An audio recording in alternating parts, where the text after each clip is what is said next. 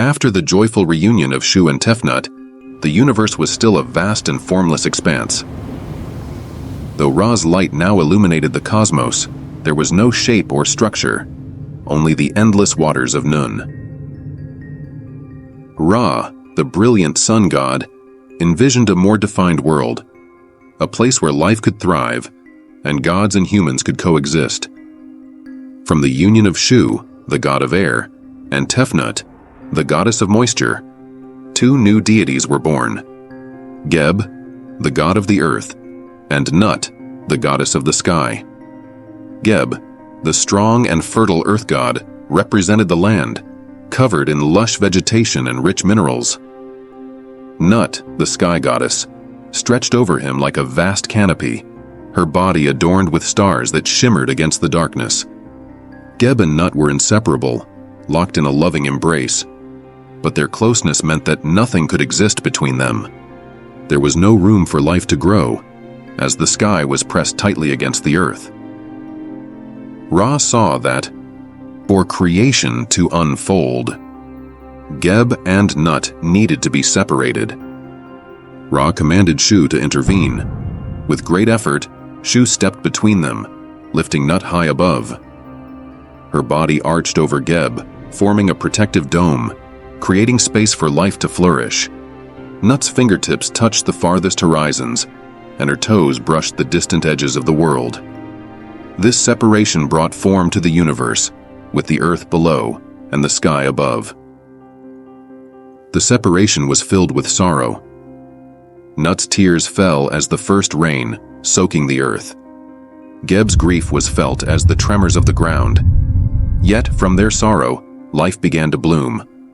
Plants sprouted, rivers flowed, and animals began to roam the land.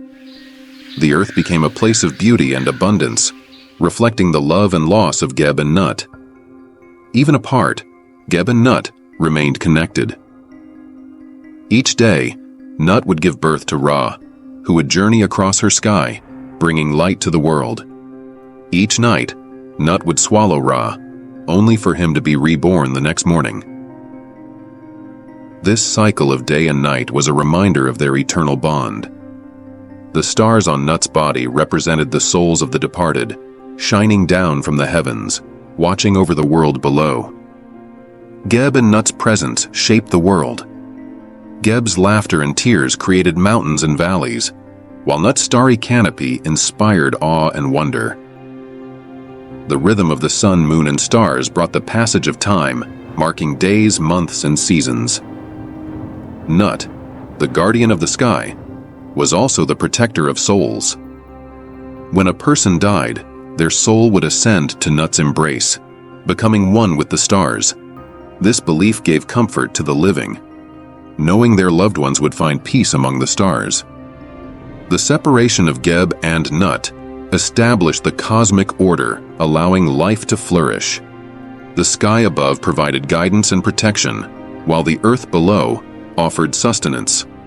This balance between heaven and earth reflected the interconnectedness of all things, both divine and mortal. To the ancient Egyptians, the story of Geb and Nut was more than a myth. It was a reflection of their own lives. It taught them that sometimes separation was necessary for growth, and that even in distance, love and connection endure. They saw the beauty of the sky, the stars, and the world around them as a testament to this ancient story, a living reality that shaped their beliefs and culture.